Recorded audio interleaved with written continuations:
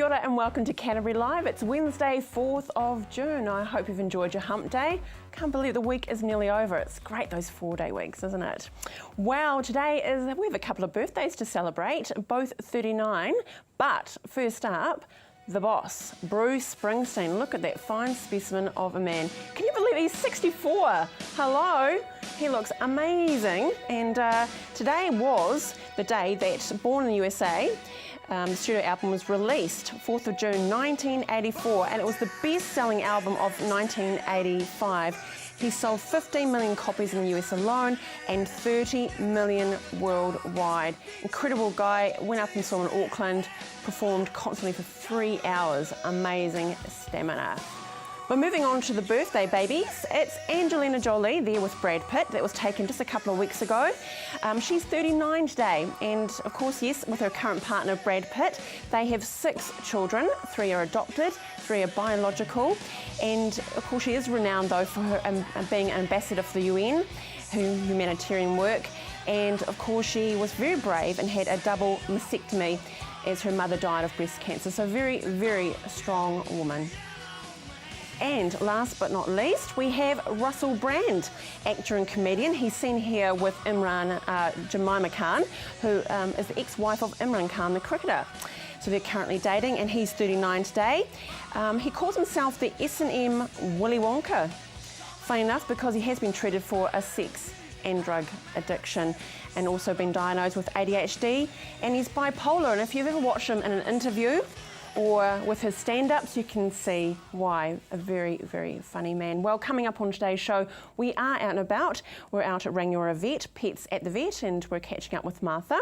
We're also catching up with Nicola from the CDHB, talking about cookings with families, and also we'll be showing a little tidbit of one of the shows that are here live on CTV. But first up, we're going to talk about our babies and about a subject that's very dear to my heart 14 years ago with my eldest son, Flynn. And we're talking gastric reflux. And on the couch with me now, we have Rosalind. Now, Rosalind, you're the national coordinator. Yes. And we have Judy Arnold, the infant and child coordinator. Welcome to Canterbury Live today. Now, when I saw you were coming in, I was like, memories flooded back to 13 and a half years ago when I had a baby, first child, and feeding him, and then, had to lose everything within a minute or so. And yes. Is it as simple as that? Is that what it's all about? Often it can be, yes. Sometimes it's a little bit more than that, and it can be quite distressing for parents when they are suddenly confronted with what they weren't expecting. They were expecting to have this baby that was going to be nice and cuddly and quiet, and they would feed it and put it to bed, and that wasn't what happened. So gastric reflux can cause, spilling, and sometimes it can cause some more complications, pain, and the baby might be quite upset, crying. Yeah, all those awful things. So it can be Do you quite need to common. explain what is the infant? What is it actually that causes that discomfort, that crying for the baby? There's a couple of things. Sometimes it's just the milk coming up and going down. Sometimes that can be burning or inflamed and can be quite distressing. That can cause the baby a lot of discomfort. Sometimes it's the fact that they actually can't sleep and they get really, really overtired. Sometimes they want to feed, but they find feeding really hard. They'll feed a little bit and they'll stop and they'll feed a little bit again. Yeah. And what are some of the symptoms then that people come to you with that you find that are the key triggers that something's going on there? It's not just a crying baby. A lot of it is the inconsolability. Would that be right, Rosalind? And often it's the parents that are feeling quite sort of isolated also, because they just don't know where to go to. They're feeling quite alone because they haven't, they feel like it's only their baby that's going through this, and that they, everyone else's baby's quite placid and they don't want to go out because their baby's the only one that's spilling and crying all the time. They just don't feel like they're doing anything right.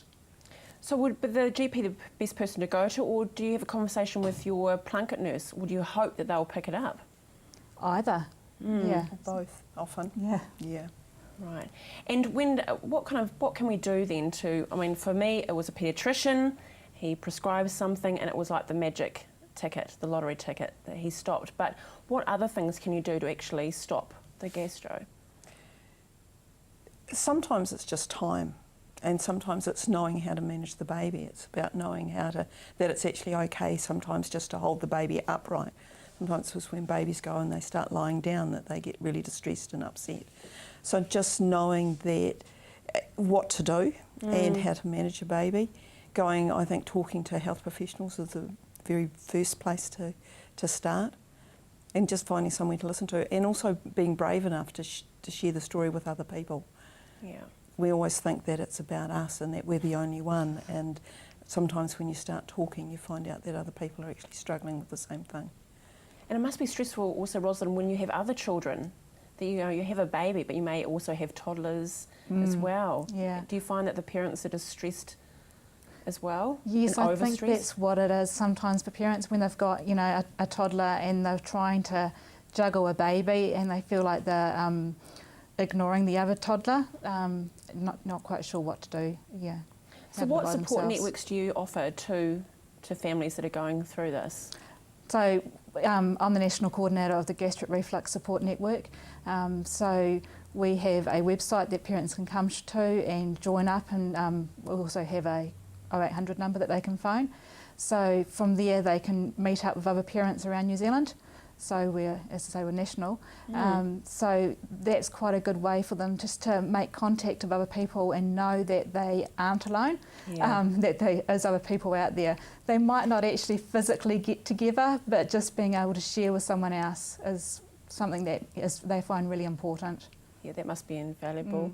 And what do you find, Judy, when you finally, that a family has been able to be helped and the baby does stop crying? That must be amazing relief and rewarding. Oh, it's huge. It really is. It's a lot of hard work a lot of the time.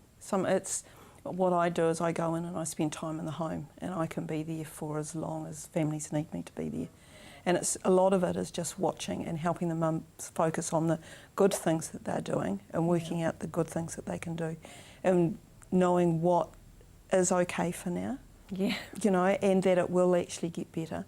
But it's It's a journey. It's a long journey, and for some people it's a 6-month journey. For other people it's 9 months. For some people it's a long time. Right. Well, the website you spoke about before is cryingoverspiltmilk.co.nz. That's right. I think we should all go there and have a quick look, and you never know, there could be someone in our family that could need your help as well. Thank you, ladies, for joining me today. All the best. You're doing a great job. Okay, stay with us. After the break, we head out to Rangiora.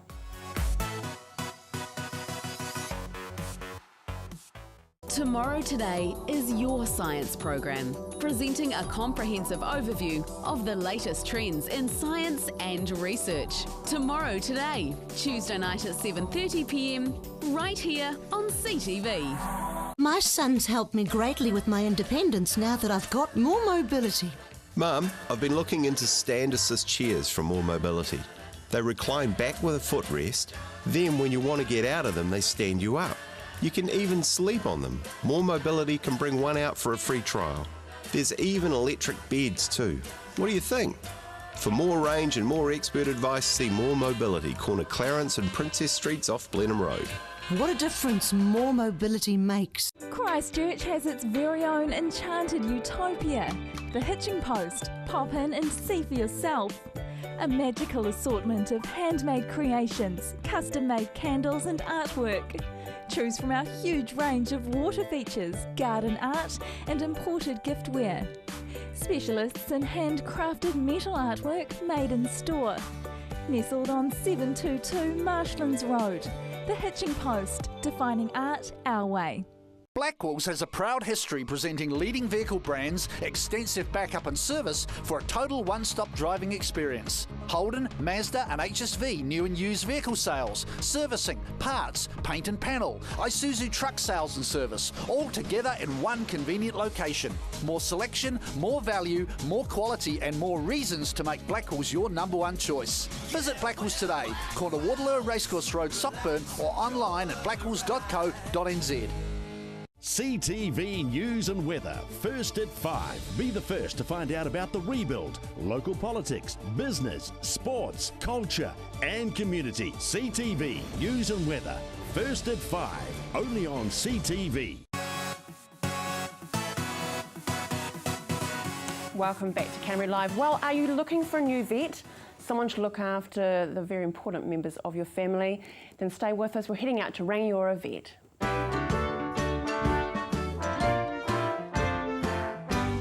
Today at the Rangiora Vet Centre, Martha is joined by Milo in the new cat ward and explains why it is so important to them and of course their patients, the cats. I think this is probably my favourite room in the entire clinic.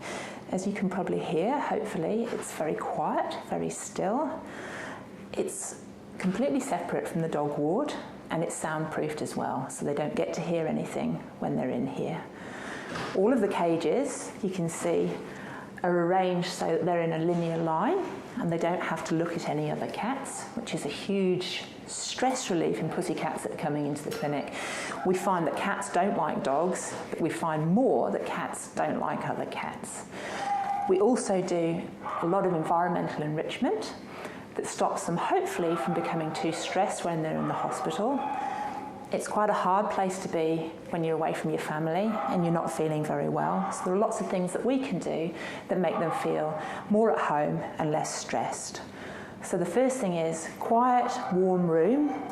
We've got an individual examination table in here where we look at them for consults and also minor procedures like blood tests, taking their temperature and things. It means we don't have to take them out of the cat ward so that they're not coming into contact with the noisy part of the hospital if they just need a check over, medication, anything like that.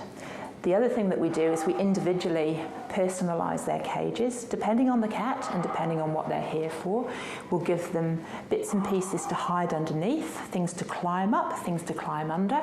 We also have a scratching post. We put toys in with the ones that want to play and we try and make it a home from home for them, particularly for the cats who have to stay with us for longer than a day.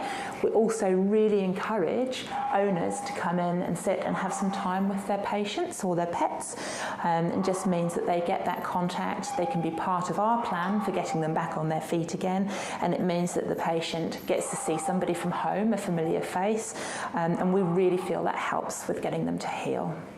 So one of the things that we're hoping to achieve in the next couple of months is we're going to become a member of what's called the cat-friendly clinics, and we're pretty much 95% there already. Basically, we're trying to encourage people to bring their cats to us because we have lots of facilities that are thought out particularly for feline patients and also feline patients' owners. So one of the things that we have is a separate cat waiting area. So out in the front, when they come into the clinic, they go and sit in the cat waiting area. It's away from any dogs. It's a pretty quiet area. We also have some cat stands for them, so you can slot your cat box into there. They're sitting at the same height as you. Makes it much less stressful for you. We've also got a big box of fleece covers for your cat boxes, so if they're feeling really uncomfortable and worried, you can actually cover their cage with them so they don't have to look at anything. And so the other thing that's really important about the cat-friendly clinical wards is that all of the staff here, including the nurses and the vets and the receptionists, have been through the ISFM cat nursing and cat handling guidelines. So we practice very gentle, minimal restraint, cat handling and nursing. We find that we get much better response from that. We also find that it's a much more satisfying job for us and much, much less stressful for our patients. Milo is having a peaceful time relaxing in the cat ward. Make sure to join us next week when Lynn brings in her poodle Danny, who has a cardiac condition.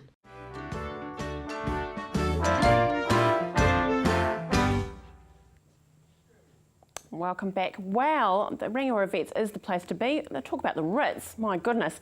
Stay with us because after the break, we're cooking with families thanks to the CDHB.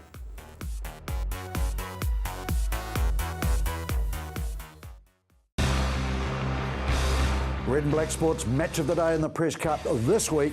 It's on our screen, Sunday 12:30, 5:30 replay on the day, and 7 o'clock next Thursday night. Catch the match. Welcome to Caltex Redwood. We're a family-owned business proudly supporting our local community. We're open 24/7 for fuel and shop goods, and we have an amazing team of people ready to help you.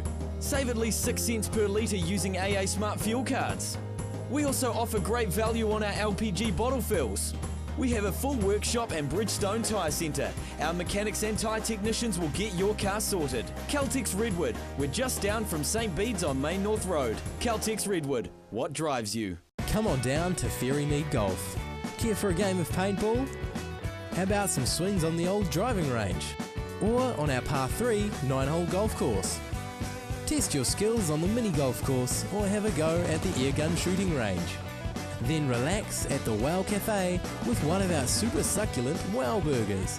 Whether you want to perfect your swing or are looking for a fun family day out, come down to Ferrymead Golf, 50 Ferrymead Park Drive, right next to the Ferrymead Heritage Park. Come in and meet the locals at the Bush Inn Centre. Whether it's to grab a coffee on the go or to catch up with a friend over lunch or dinner, the Bush Inn Centre is the perfect place. With our unique range of shops, you'll find everything you're looking for and more. Our friendly locals are always happy to help. We have plenty of parking at the Bush Inn Centre, making your shopping experience just a little bit easier. So come in, meet the locals and shop Bush Inn. You'll find us on the corner of Riccarton and Waimari Roads. High Heels in the High Country is a programme on CTV, 8 o'clock on a Tuesday night. It focuses totally on the rural women, the people who are doing everything from running farms to running businesses. High Heels in the High Country, 8 o'clock Tuesdays. Now, are you looking for inspiration to create a platter for your family? Then check out Nicola from the CDHB.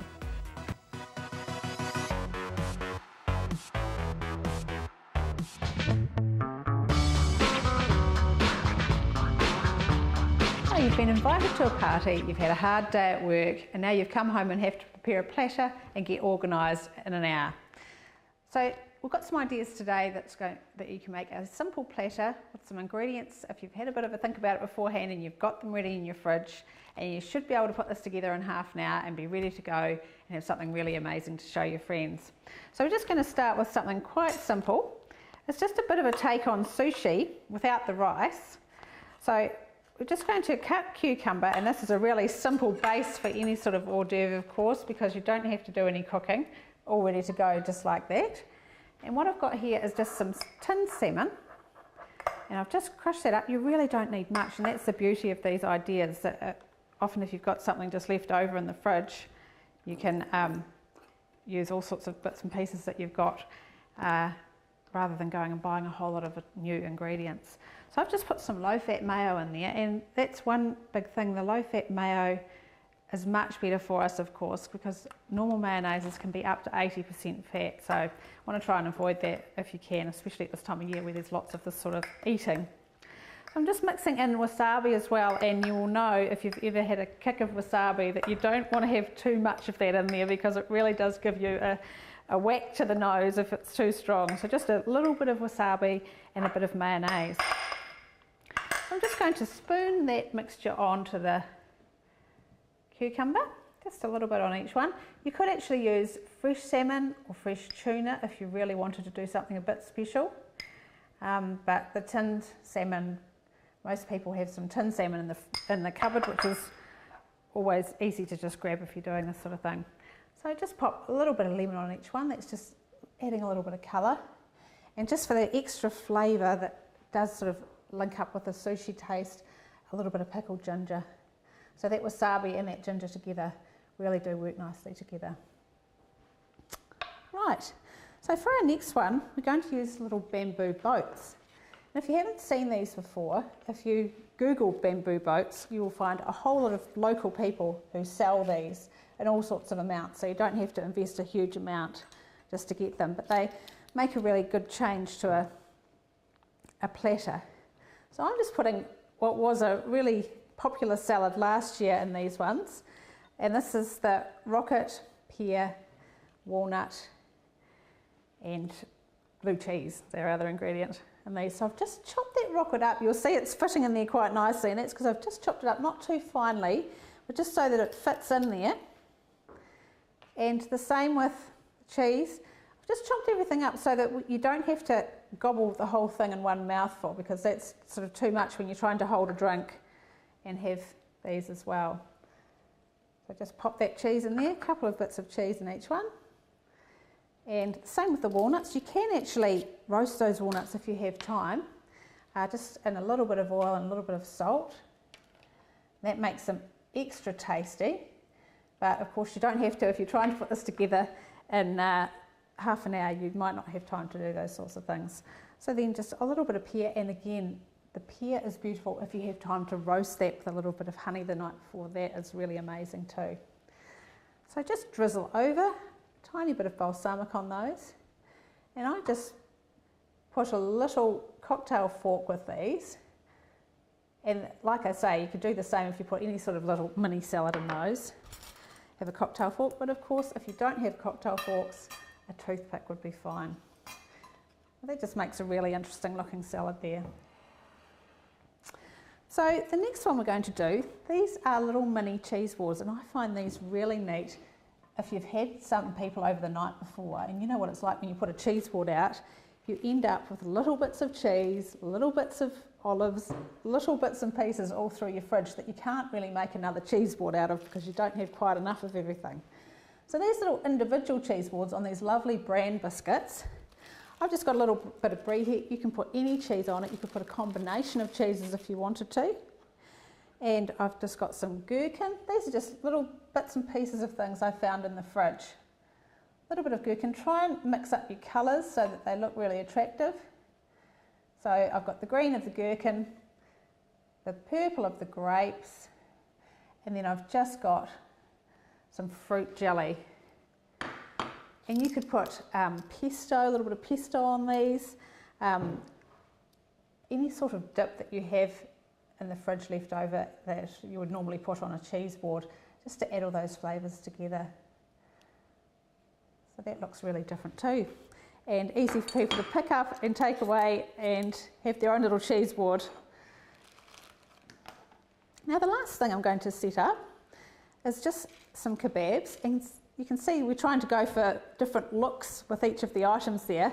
These kebabs are just really simple and not much on them, but they're really tasty. So I've just got some smoked chicken, and you can cut this up into any size. These chunks are quite big, but you could make it smaller than that if you wanted to. So I've just got a cube of that, and I've got some avocado, which I've just put into some lemon juice, just to stop it from going brown. And then just a wedge of lemon, and the lemon adds that lovely flavour to these and stops the avocado going too brown also. So if you just make up a few of those to go together on there, and I'll just put that lemon on the end so you can see that looks great together. So those colours look absolutely awesome together. You could put a few more kebabs on there also, but I think that platter looks amazing, and I think your friends would really love it. All you need is some lippy and a jacket, and you're ready to go.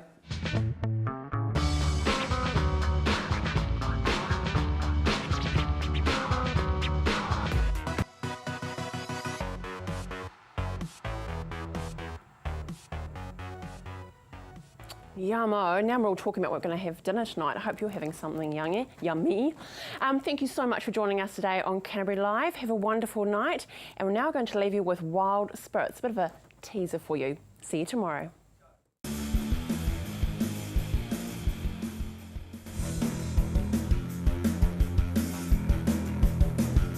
This week on Wild Spirits, we have an action-packed episode full of sailing, cars, planes, and kiteboarding. Welcome to Wild Spirits. We're kicking things off with the Extreme Sailing Series in Almeria, Spain. This is a record-breaking stop for the Extreme Sailing Series. Never before have they had so many spectators at one single event midweek.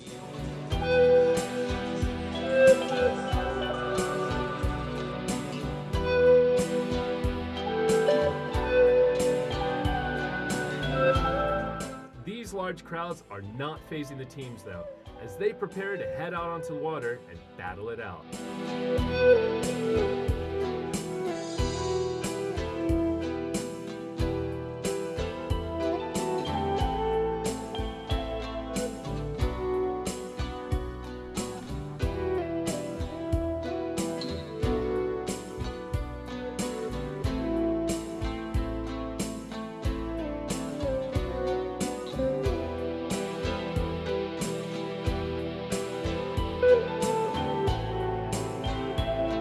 day got off to a pretty good start with moderate winds, allowing Team Oman Air to take first place, followed closely by Team Extreme Sailing.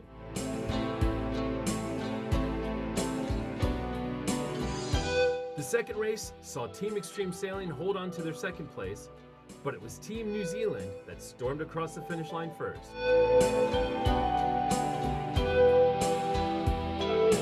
After that electrifying second race, the winds died down considerably and the racing became a bit of a lottery, with the British team, GAC Pindar, picking up first place in the third race.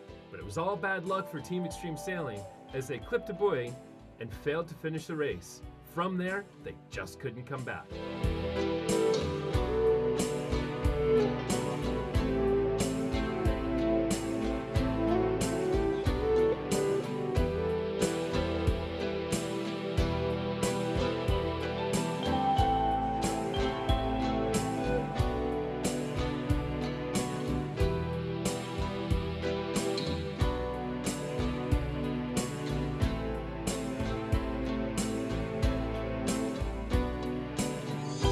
At the end of the day, Oman Air is in the lead thanks to their skipper, who is three-time Olympic gold medal winner Ben Ainsley.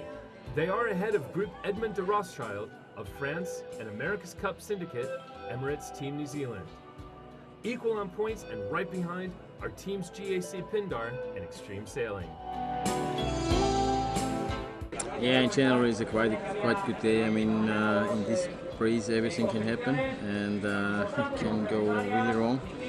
So we stayed there and we had some good decisions on the course and the team is happy.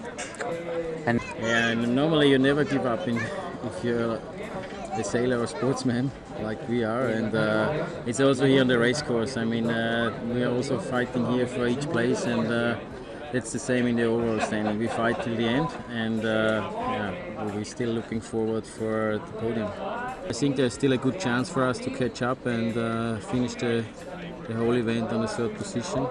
The first two boats are quite away with some points, so that's pretty hard to beat them, but you never know. We will fight for sure till the end, to the last race in Singapore, and hopefully we still have a chance then to be on the podium there.